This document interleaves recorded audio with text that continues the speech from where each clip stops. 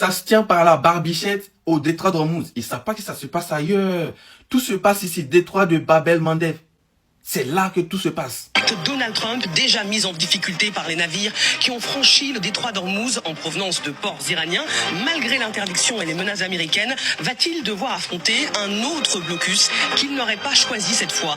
Les pays du Golfe craignent une escalade qui pourrait conduire l'Iran, par le biais des Houthis, vous savez, ces rebelles yéménites, ce groupe terroriste chiite, à fermer le détroit de Bab el-Mandeb, qui se trouve à 3000 km de l'Iran, au sud, bien au sud du détroit d'Ormuz, puisque le détroit est fermé. Vous le savez, nous suivons minute par minute ce qui se passe au large de l'Iran, car la situation dans le détroit dépendra d'un potentiel affrontement. La tension est telle que l'Arabie Saoudite est montée au créneau, inquiète comme d'autres pays du Golfe. C'est vrai que depuis quelques heures, Riyad a une inquiétude que ce conflit dans le détroit d'Ormuz et que le blocus américain s'enlise, et cela pourrait engendrer des représailles du côté iranien. Alors, pas directement sur ce détroit, mais les Iraniens pourraient faire appel, vous le disiez, aux Houthis, cette faction armée qui contrôle une bonne partie du littoral, et ces Houthis disposent également d'armes, de missiles. Ils l'ont prouvé il y a quelques semaines, notamment en ciblant l'État d'Israël. Alors forcément, je vous le disais, ça inquiète l'Arabie Saoudite, et les Houthis auraient l'occasion, ils sont équipés pour semer le chaos dans la région, ce qui handicaperait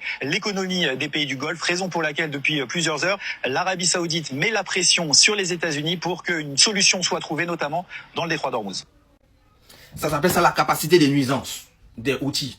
Ils sont pas puissants, mais la capacité de nuisance, tout le monde pense que ça va se passer là. Mais ok, là c'est déjà bloqué. Et ça fait beaucoup de dégâts dans le monde entier, économiquement parlant. Mais si les Américains ils continuent leur blocus, c'est que je pense que ils vont le faire, ça va continuer. Là c'est bloqué. Ici c'est en train d'être bloqué.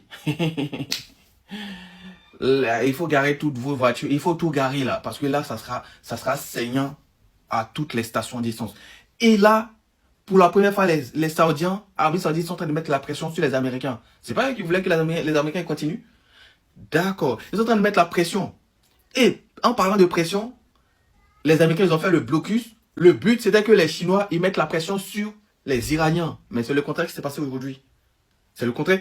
Les Chinois, ils ont mis la pression sur les Américains. Pression des Chinois sur les Américains. Pression des Saoudiens sur les Américains.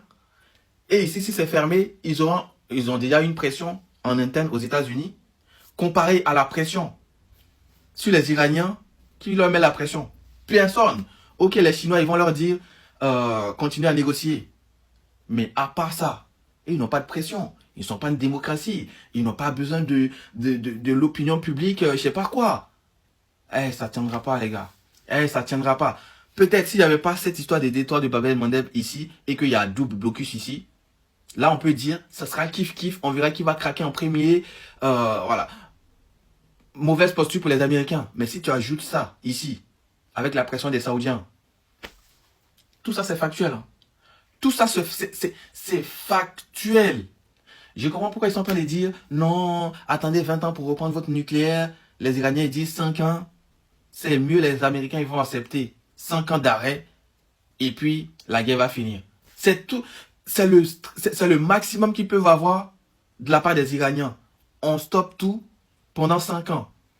Sinon, à part ça, vous allez faire comment pour arrêter le projet nucléaire à 100% pour toujours des Iraniens? C'est fini.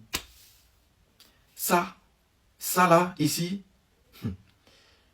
la dame, elle a dit, et il y a des infos qui disent que les Houthis, ils ont fermé, ou ils sont en train de faire des actes de malveillance. Si c'est confirmé et que le marché va apprendre ça, demain tout sera au rouge.